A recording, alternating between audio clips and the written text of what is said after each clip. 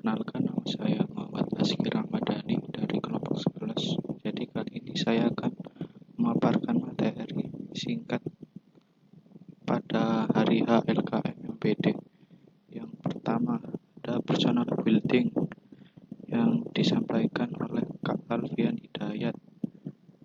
Personal building ada analisa potensi diri. Analisa potensi diri itu dapat mengetahui diri sendiri, seperti tentang kelebihan dan kekurangan ataupun hobi. Terus selanjutnya ada minat dan bakat. Minat itu diartikan sebagai ketertarikan pada suatu hal, sedangkan bakat itu merupakan kemampuan dasar seseorang untuk belajar dalam tempo yang relatif lebih pendek dibandingkan orang lain, tapi hasilnya jauh lebih maksimal. Bakat ada natur dan nurture. Kalau natur itu dari gen orang tua, sedangkan nurture itu dari pengaruh lingkungan. Selanjutnya ada teori multiple intelligence dari Howard Gardner. Yang pertama ada picture smart. Picture smart itu lebih seperti tertarik pada suatu gambar. Lalu selanjutnya ada musik smart. Musik smart itu contohnya mudah menghafal lagu, menguasai alat musik tertentu, dan yang lainnya. Selanjutnya ada body smart. Body smart itu orang yang biasanya suka berolahraga. Selanjutnya ada people smart. People smart ini biasanya orang yang mudah bergaul dan berteman. Selanjutnya ada word smart. Word smart ini contohnya adalah orang-orang yang suka membaca, pandai bercerita, dan pandai merangkai kata-kata. Lalu selanjutnya ada logic smart. Logic smart ini unggul dalam logika, seperti unggul dalam matematika, fisika, atau mata pelajaran yang membutuhkan hitung-hitungan. Lalu ada selanjutnya ada natur smart. Natur smart ini contohnya orang-orang yang peduli lingkungan, suka traveling, hiking, dan lain-lain. Lalu self smart. Self smart ini biasanya orang yang suka bekerja sendiri, tapi kelebihan self smart ini biasanya orang yang lebih introspeksi terhadap diri sendiri. Lalu yang kedua ada manajemen waktu yang disampaikan oleh Cornelia Widya Sebrandita. Manajemen waktu ini menurut Atkinson suatu soft skill yang berkaitan dengan semua tindakan seorang individu yang dilakukan secara terencana dan terstruktur agar individu tersebut dapat memanfaatkan waktu sebaik-baiknya. Lalu ada prinsip manajemen waktu. Yang pertama yaitu sediakanlah waktu untuk membuat skala prioritas. Yang kedua, menyusun jadwal to-do list dibuat berdasarkan patokan waktu. Yang ketiga, bersikap tegas dan asertif. Yang keempat, memiliki prinsip persistensi. Yang kelima, mengefisienkan waktu yang dimiliki. Lalu ada pentingnya manajemen waktu.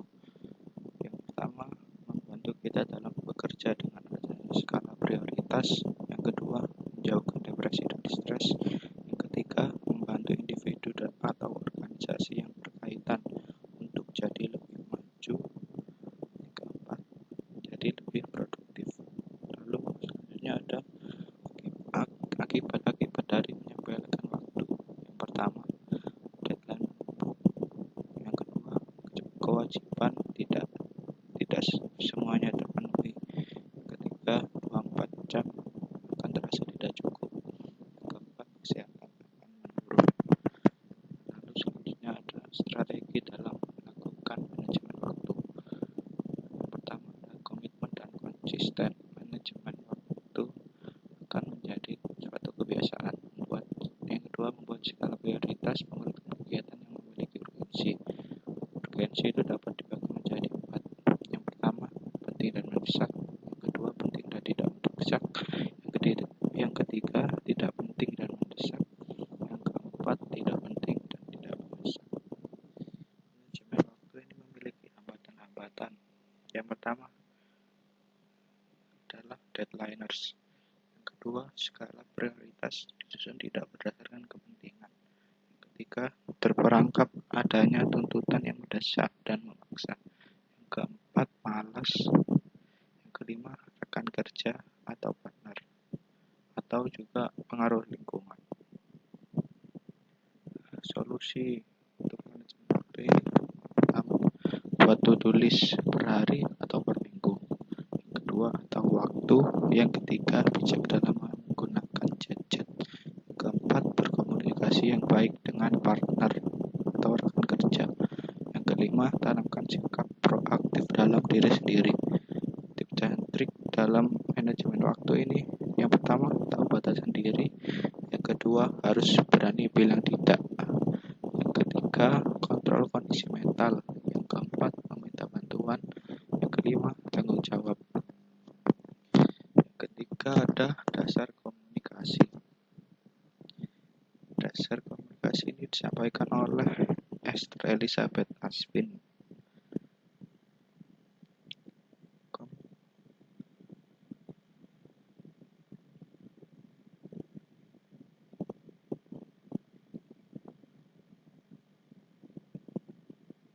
Komunikasi ini dapat berupa verbal maupun non-verbal, menggunakan gestur dan ekspresi.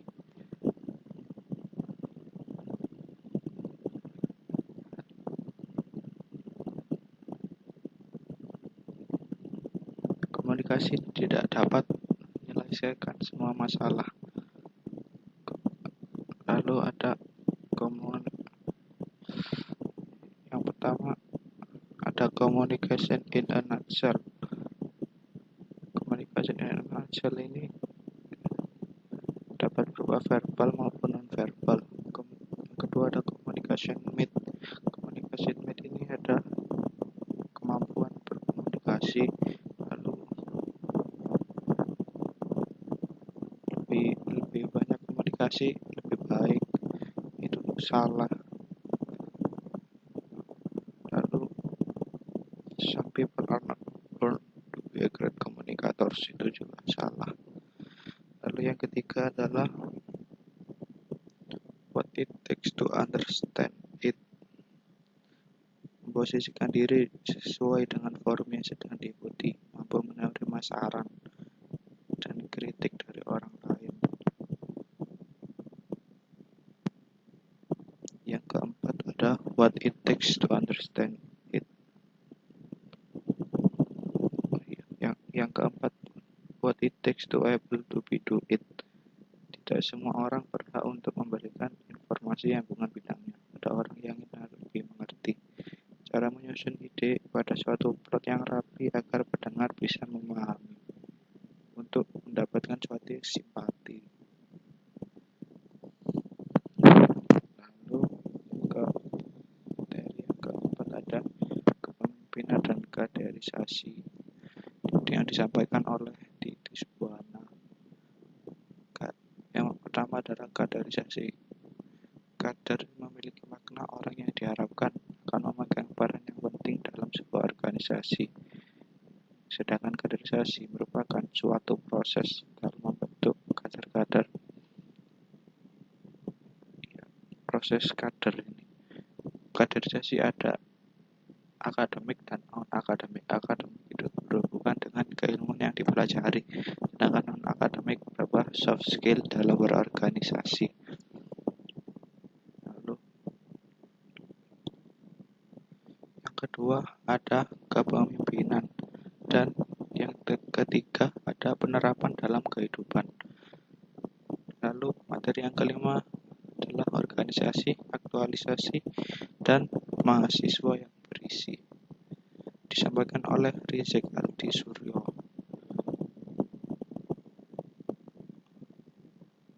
Organisasi merupakan suatu tempat. Pengertian organisasi itu dua atau lebih orang yang berada dalam satu wadah yang sama dan memiliki satu tujuan yang sama.